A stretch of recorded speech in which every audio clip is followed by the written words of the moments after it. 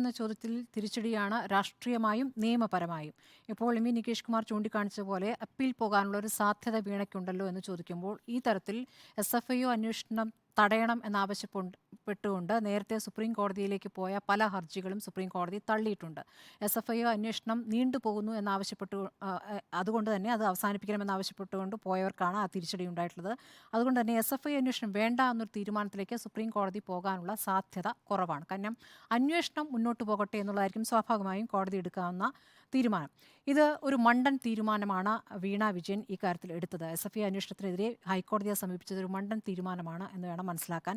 SFIO എന്നത് വലിയ അധികാരങ്ങളുള്ള corporate കാര്യ മന്ത്രാലയത്തിന് കീഴിലെ ഏജൻസിയാണ്. അപ്പോൾ ഇവിടെ വിജിലൻസ് അന്വേഷണം നടന്നിട്ടുണ്ടല്ലോ എന്ന വാദം അവിടെയാണ് മോശമായി പോകുന്നത്. 2013 ഭേദഗതി പ്രകാരം ROC റിപ്പോർട്ട് പ്രകാരമോ അല്ലെങ്കിൽ സർക്കാരിൻ്റെ നിർദ്ദേശപ്രകാരമോ പൊതുജന താൽപ്പര്യപ്രകാരമോ ഒക്കെ അന്വേഷണം നടത്താൻ ഈ SFIOയ്ക്ക് സാധിക്കും.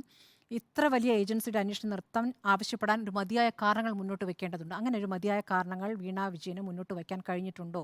ROCയുടെ അന്വേഷണം നടക്കവേ സമാന്തര അന്വേഷണം എന്തിന് എന്ന വാദം അത് പ്രഥമ ദൃഷ്ടിയാൽ തന്നെ തള്ളിപ്പോകും എന്നുള്ള കാര്യം വ്യക്തമായിരുന്നു. രണ്ടാമത്തത് CMRലുമായുള്ള ഇടപാടിനെക്കുറിച്ച് അവ്യക്തമായ മറുപടികൾ മാത്രമാണ് വീണ നൽകിയത് എന്ന് കേരള ROCയുടെ അന്വേഷണ റിപ്പോർട്ടിൽ പറയുന്നുണ്ട്.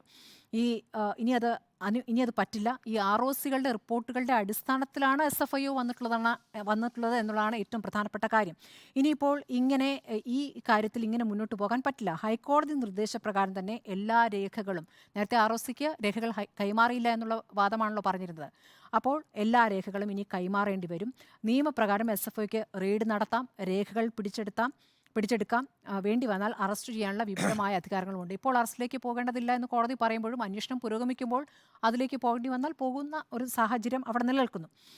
SFIO സംഘം ആദ്യം CMRൽ പരിശോധന നടത്തുന്നു, പിന്നീട് KSIDCയുടെ ഓഫീസിൽ പരിശോധന നടത്തുന്നു. അടുത്തത് വീണയ്ക്ക് നോട്ടീസ് നൽകാനുള്ള നീക്കമായിരുന്നു. അങ്ങനെ ആ സമയത്താണ് വീണ ഹൈക്കോടതിയെ സമീപിച്ചത്. ഇനിയിപ്പോൾ വീണയെ നോട്ടീസ് നൽകി വിളിച്ചു വരുത്തി രേഖകൾ ആവശ്യപ്പെടാൻ സാധിക്കും.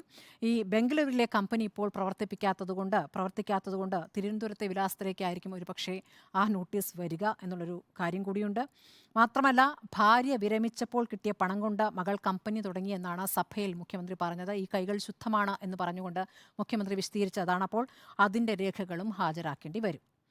പിന്നെ ഷോൺ ജോർജ്, പരാതിക്കാരൻ ഷോൺ ജോർജ് ഇന്ന് വാർത്താ സമ്മേളനത്തിൽ പറഞ്ഞിട്ടുള്ളത് എൻ്റെ പക്കൽ ഇനിയും തെളിവുകളുണ്ട്. തിങ്കളാഴ്ച SFIOയ്ക്ക് കൂടുതൽ രേഖകൾ നൽകുമെന്ന് പറയുന്നു. അതോടൊപ്പം തന്നെ തിങ്കളാഴ്ച ചില കാര്യങ്ങൾ പുറത്തുവിടുമെന്നും പറയുന്നുണ്ട്. CMRലുമായി ബന്ധമുള്ള empower India capital investment private limited എന്ന കമ്പനി 2016-19 കാലയളവിൽ 77.6 ലക്ഷം ഈടില്ലാ വായ്പയായി വീണയ്ക്ക് നൽകിയെന്നാണ് ഷോണിന്റെ ആരോപണം.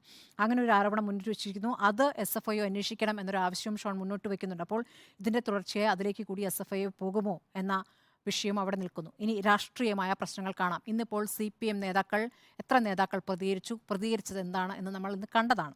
അപ്പോൾ തെരഞ്ഞെടുപ്പ് അടുത്തിരിക്കുന്ന ഘട്ടമാണ്. CPMന് ഇക്കാര്യം വലിയ രൂപത്തിൽ വിശദീകരിക്കേണ്ടി വരും. എല്ലാ അന്വേഷണത്തെയും സ്വാഗതം ചെയ്യുന്നു എന്ന് പറഞ്ഞ ശേഷം കർണാടക ഹൈക്കോടതിയും കേരള ഹൈക്കോടതിയും അന്വേഷണത്തിനെതിരെ സമീപിക്കുകയാണ് KSIDCയും വീണ വിജയനും ചെയ്തിട്ടുള്ളത്. അപ്പോൾ KSIDCയോട് കേരള ഹൈക്കോടതി ചോദിച്ചത് ഒളിക്കാൻ എന്തെങ്കിലും ഉണ്ടോ എന്നുള്ളതാണ്. അപ്പോൾ ഇല്ല എന്ന് പറഞ്ഞപ്പോൾ അങ്ങനെയെങ്കിൽ അന്വേഷണം നടക്കട്ടെ എന്ന് പറഞ്ഞുകൊണ്ടാണ് ആ സ്റ്റേ ആവശ്യം നിരാകരിച്ചത്. CPMന്റെ ചരിത്രത്തിൽ ആദ്യമായി അപൂർവമായി നേതാവിൻ്റെ കുടുംബാംഗങ്ങൾക്കെതിരായ ആരോപണത്തിൽ അച്ചടിച്ച വിശദീകരണ രേഖ പാർട്ടി അംഗങ്ങൾക്ക് നൽകുകയായിരുന്നു. പുതിയ ആരോപണങ്ങൾ വരുന്ന സാഹചര്യത്തിൽ CPM ഇതെങ്ങനെ വിശദീകരിക്കുമെന്നുള്ളൊരു വിഷയം അവിടെ നിൽക്കുന്നു. പ്രതിപക്ഷം ആയുധമാക്കുമെന്നുള്ള കാര്യം ഉറപ്പാണ്. ഈ കൈകൾ ശുദ്ധമാണ് എന്ന വാദത്തിൽ മാത്രം അത് നിൽക്കില്ല. അതിലപ്പുറം കാര്യങ്ങൾ വിശദീകരിക്കേണ്ടി വരും എന്നുള്ള കാര്യം വ്യക്തമാണ്.